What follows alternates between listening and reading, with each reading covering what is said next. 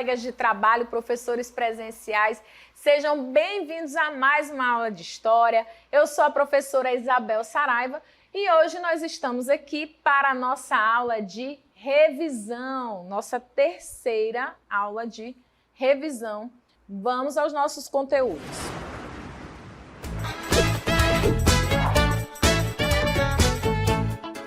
E vamos começar falando sobre absolutismo, tá? O absolutismo, ele foi um sistema de governo, como a gente vai ver aí, que tinha por característica o poder centralizado na mão do rei. Nós chamamos de absolutismo porque o rei ele concentrava todos esses poderes nas suas mãos. Vamos mais adiante, tá? Primeiro a gente vai dar uma olhada nessa primeira parte do nosso texto, que reforça o que eu falei, a centralização do poder nas mãos do soberano. Vamos ver que esse Estado nacional, esse Estado absolutista que vem depois da Idade Média, que era um poder fragmentado, cada dono do feudo, cada senhor feudal tinha um poder no seu território. Depois desse momento, a Europa vai precisar de um rei. A burguesia vai precisar de um representante que defenda os seus interesses, que unifique as moedas, porque era interessante para eles as moedas diferentes dentro dos feudos, atrapalhava o comércio dos burgueses. Nós vamos ver também que a nobreza precisava do apoio do rei para compor o exército, para a sua sobrevivência, já que a nobreza orbitava em torno da corte, certo? Fiquem com isso gravado na mente de vocês, tá? O absolutismo é um governo, um sistema de governo onde o rei concentra todos os poderes em suas mãos. A última palavra é a do rei. O clero, que é a igreja, também queria o absolutismo. Por quê? Porque a igreja queria garantir que ela fosse continuar a não pagar impostos.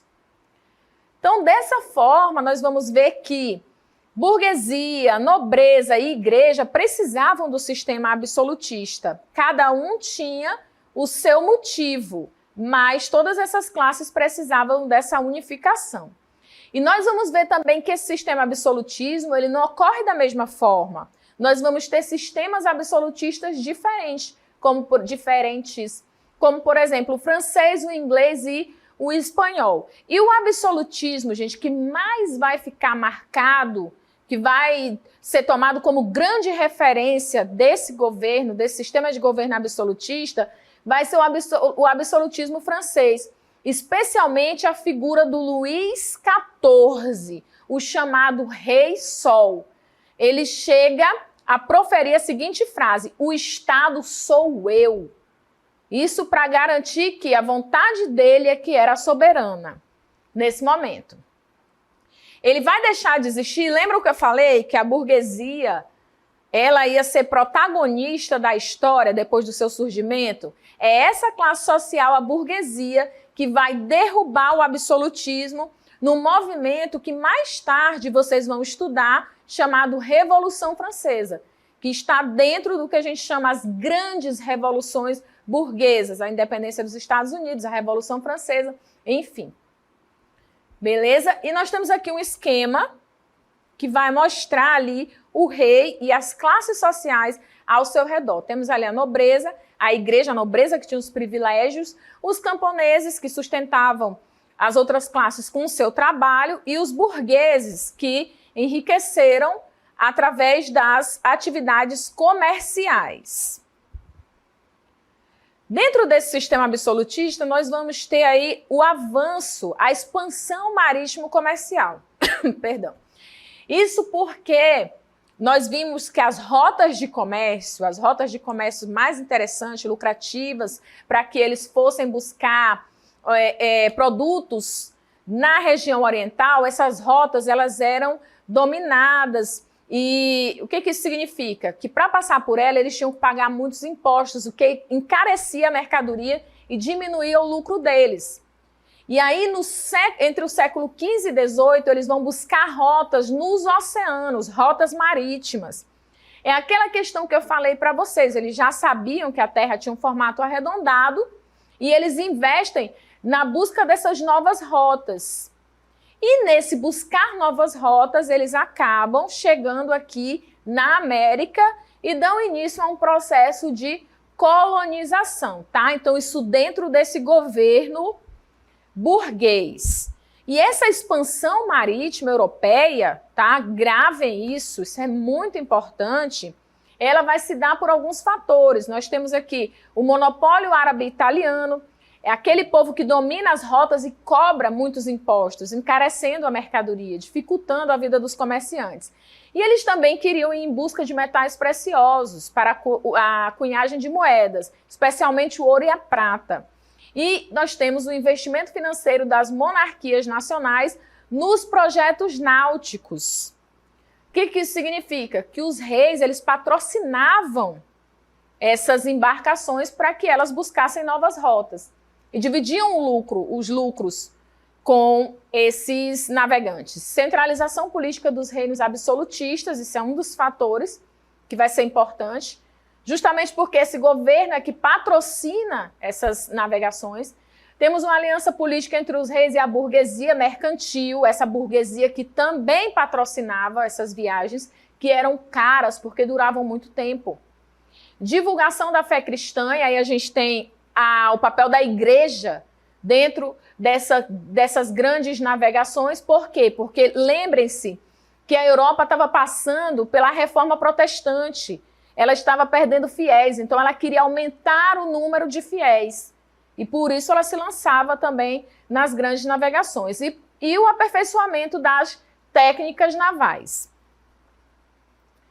Outra atividade importante vai ser o desenvolvimento da ciência náutica, que vai criar instrumentos para facilitar a navegação, bússola, astrolábio, quadrante, caravelas, a carta de marear e a vela triangular.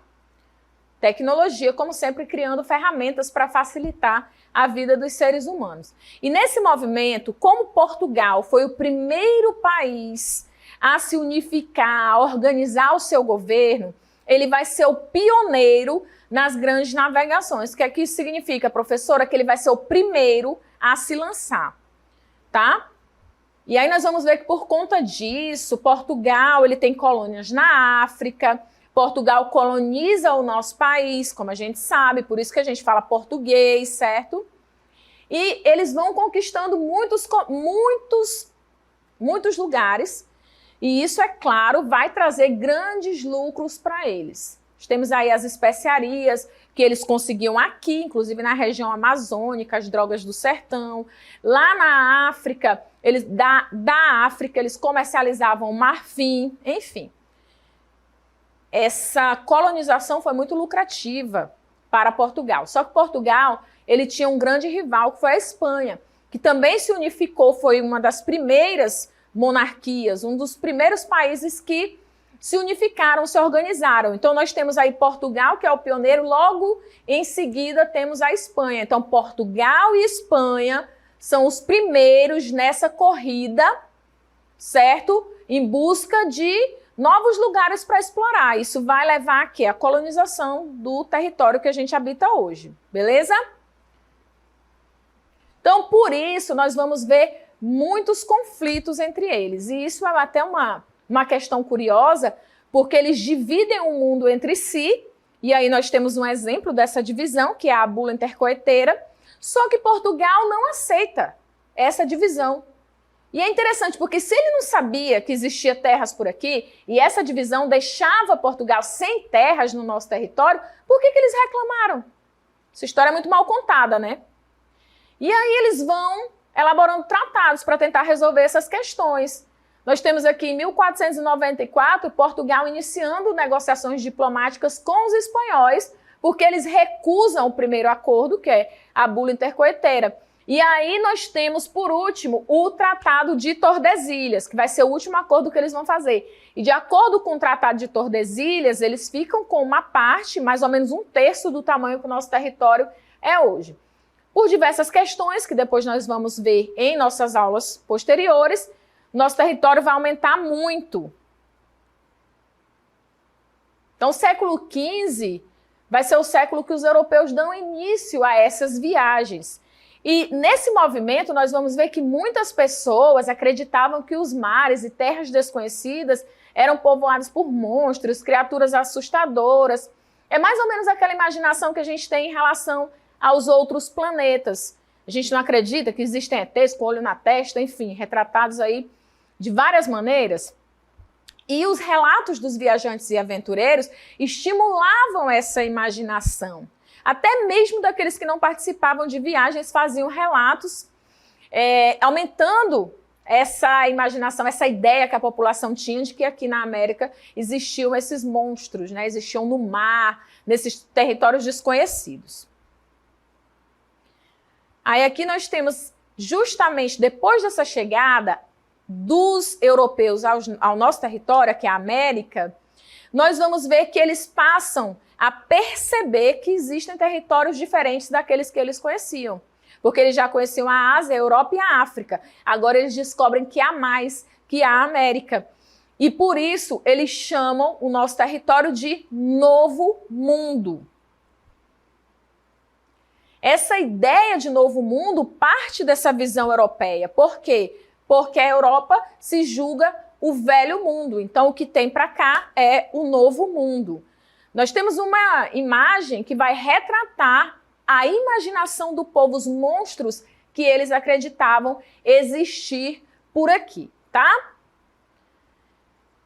E um detalhe importante, que não é um detalhe, é fato, é parte marcante da nossa história, são as civilizações que habitavam esse território antes da chegada dos portugueses. Nós temos vários povos, mas nós vamos destacar dentro dos territórios que foram colonizados pelos espanhóis, os incas, os maias e os astecas, que eram civilizações com sociedades muito complexas, muito bem organizadas, hierarquizadas, tá? Onde nós temos aí classes sociais bem definidas, os chefes militares, os chefes, eu estou hoje contra o plural, não sei o que está havendo.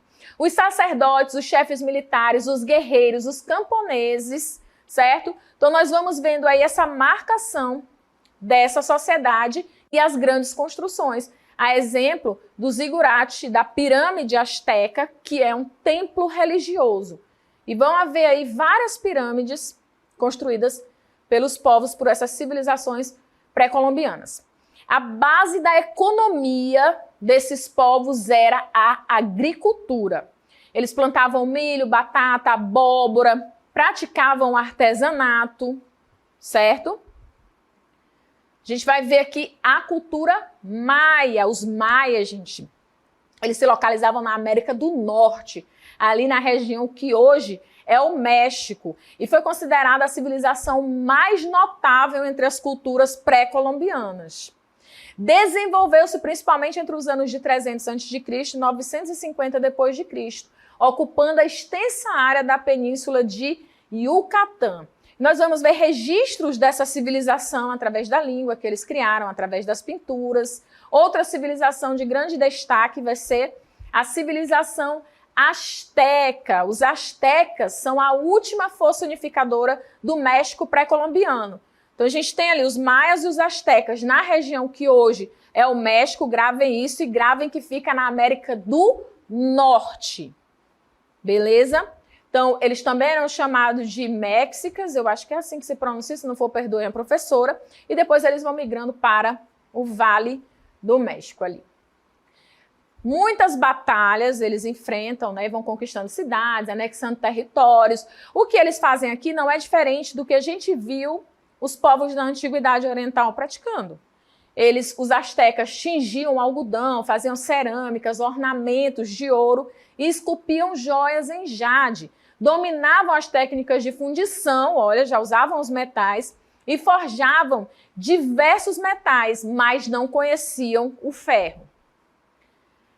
A cidade de Tenochtitlán, onde nós vemos uma organização de se tirar o chapéu, de chamar a atenção. Tamanha tecnologia que esses povos dominavam. Isso para mostrar que aqui existiam sociedades complexas que dominavam grandes tecnologias, eram civilizações notáveis. A cultura inca, os incas são nossos vizinhos. Enquanto a gente estava falando das outras civilizações que estavam ali na América do Norte, ali na região que forma o México, os incas, eles se localizavam nessa região que hoje é o Peru, nossos vizinhos. Então, eles chegaram ao Vale do Cusco por volta do ano 1200, juntamente com outras etnias, e lideraram o processo de aterramento, ocupação e cultivo das terras, então, pantanosas da região. No século XV, os incas já controlavam todo o vale. Veja bem, eles tiveram que criar técnicas complexas, os chamados terraços, para plantar nas regiões montanhosas. Olha o tamanho da a palavra agora fugiu. Não vou conseguir pronunciar, mas para mostrar para a gente como eles dominavam tecnologias que facilitaram a ocupação deles naquele território. Veja que o Império tinha mais de 1 milhão de pessoas, hein? Além das técnicas de aterramento, os incas construíram pontes, a arquitetura dos incas é monolítica, sem ornamentos, os templos normalmente circulares, palácios em geral de planta retangular e edifícios do governo eram erguidos com paredes de pedras geométricas, regulares, polidas e encaixadas umas nas outras sem argamassa. Então isso significa que o cálculo tinha que ser perfeito, já que não ia existir nada para unir esses blocos. Vamos ver aí as ruínas desse grande reino Inca. E aqui a gente vai falar do encontro. Nós já dissemos que o termo descobrimento não é usado, não é respeitoso em relação às culturas indígenas, quer dizer, usado é, mas a gente deve ter bastante cuidado com esse termo, por respeito às populações que já habitavam a América antes da chegada dos europeus. E aqui a gente vai falar dos primeiros contatos dos portugueses com os indígenas, tá? Os indígenas se mostraram amistosos, até porque eles estavam tendo esse contato com os portugueses, esse povo desconhecido que chamava a atenção. E aqui a gente está vendo o escambo, a retratação da ideia de valores. Durante muito tempo, as pessoas disseram, os indígenas, como eles eram tolos, como eles eram pouco inteligentes, porque eles aceitavam espelhos, miçangas, em troca de árvores, de outras coisas que tinham mais valor. E isso, gente, essas afirmações são extremamente preconceituosas, porque os indígenas não conheciam os espelhos, os indígenas não conheciam as miçangas, e esse material era muito importante para eles, porque eles gostavam de se ornamentar. É muito parecido com o fato de que você, numa estrada, pode pagar até R$15 por uma Coca-Cola, porque não tem em todo lugar. É mais ou menos isso que vai acontecer aqui. Eles trocam porque eles não conheciam e é importante também para a cultura deles. Os portugueses vão incorporar boa parte da cultura material indígena e chegará a adotar sua língua praticamente o único meio de comunicação entre eles até o século XVIII. Os jesuítas, por exemplo, se dedicaram a formular uma gramática do tupi, a língua indígena mais tradicional que existia por aqui. E nós temos aqui uma imagem do aldeamento do Brasil. Lembrando, tá, que esse período do primeiro encontro é o chamado período pré-colonial, porque é antes da colonização.